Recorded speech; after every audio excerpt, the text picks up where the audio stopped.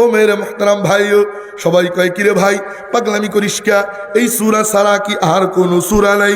ও চিৎকার দিয়ে কয় চিল্লা চিল্লি করবি না, ইমামতি ছেড়ে দিব, তবু এই সূরা আমি ছাড়তে পারবো না। আল্লাহু আকবার কল্লা।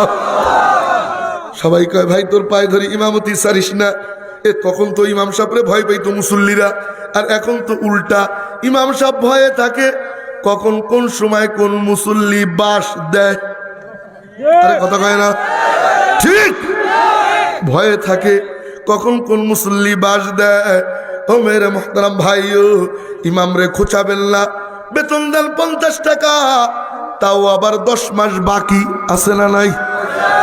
এক মসজিদে, জেলার নাম বললাম না, এই গত কিছুদিন আগে গেছি এক মসজিদে জুমার নামাজ পড়তে। আমার জুমা ছিল, এটা ছেড়ে দিছি, কুলাইতে পারি না, কথা আমার সহ্য হয় না।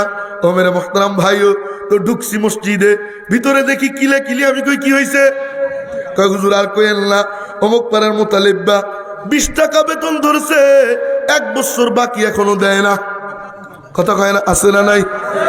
আছে। ইমাম সাহেব যদি একটু লম্বা জামা পরে, কয় দেখছিস নি জামা কাপড়ের দাম তো হুজুর রেই বাড়াইলো। যদি ছোট জামা পরে, কয় তাহলে টেডি হুজুর। আরে কথা কয় না? হ্যাঁ, কারো কাছে দাম নাই। Retired person of, retired person of, বিবির কাছেও দাম নাই।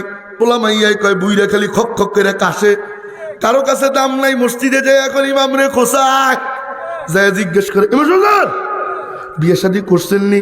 যে কয় না করিনি। কয় তাইলে আপনার পিছনে নামাজ হয়নি। কত বড় মুফতি সাহেব ফতোয়া দিয়ে দিছে, দেখছেন নি? ইমামতির জন্য বিবাহ কোনো শর্ত? আরে কয় না কোনো শর্ত। যদি কয় করছি, কয় তাইলে কয়টা করছেন? মানে কোন দিক দিয়ে মুক্তি নাই। যেদিকে যাই ইমাম রে খোসাবো না। রাজি আছি ইনশাল্লাহ?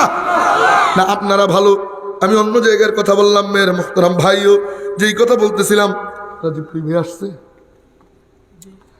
আসলে আমারে জানাই। হ্যাঁ, তো মেয়ের মুহতারাম ভাইও, আবার সেখানে ফিরে যাই। ও কয় চিল্লা চিল্লি করবি না, ইমামতি ছেড়ে দিব। সবাই কয় ভাই পাই ধরি, ইমামতি ছাড়িস না। যেন তেন কেউ তো তোর ইমাম বানায় নাই, স্বয়ং নবীজি ইমাম বানাইছে। কয় চল নবীজির কাছে যাব। গেছে নবীজির কাছে, গিয়া বিচার দিছে, ওগো নবীজি আপনার এই পাগল প্রতি নামাজে প্রত্যেক রাকাতে শুধু পরে কুল হু আল্লাহ, শুধু পরে কুল হু আল্লাহ, শুধু পরে কুল হু আল্লাহ, কল্লা সুবহানাল্লাহ। আমার নবীজি বললেন কিরে বাজান, এই কাম তুমি করনি? ও চিৎকার দিয়ে কয় জি ইয়া রাসূলুল্লাহ, আমি তো এই দোষে দোষী। নবীজি বললেন কেন এই কাম তুমি কেন করো? ওইবার বলে ইন্নী উহিব্বুহা,